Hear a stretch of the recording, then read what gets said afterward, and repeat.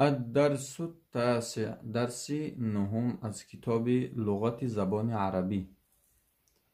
درس، درس. دروس، درس ها. اقرأ، بخوان برای مرد. اقرئی، بخوان برای زن. ادخل، داخل شو، درو. اخرج، بیرون شو، برو. اکتب، بنویس. یا، ای. یا محمد، ای محمد.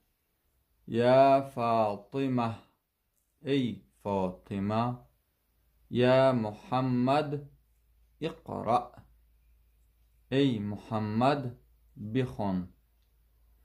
یا فاطمه اقرئی، ای فاطمه بخوان. من، از.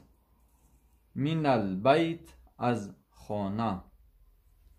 یا محمد اقرأ الجریده، ای محمد بخوان گازیته را. یا فاطمه اقرأ المجله، ای فاطمه بخوان ژورنال را. یا احمد ادخل الفصل، ای احمد داخل شو صنف را. واقرأ الدرس، و بخوان درس را. یا عایشه اخرجی من المدرسه، ای عایشه بیرون شو از مکتب، از مدرسه. یا عبدالله اکتب الدرس، ای عبدالله بنویس درس را. یا مریم ادخل الحجرة واقرئی هناك، ای مریم داخل شو حجره را و بخوان در آنجا. اقرأ هنا، بخوان در اینجا.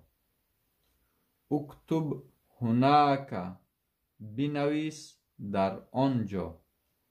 اخرجی من هنا وادخلی هناك، برو از اینجا و داخل شو در آنجا. این التلامذة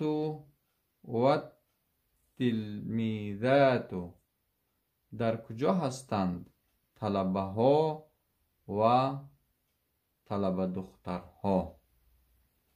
هم فی الفصل، آنها در صنف هستند.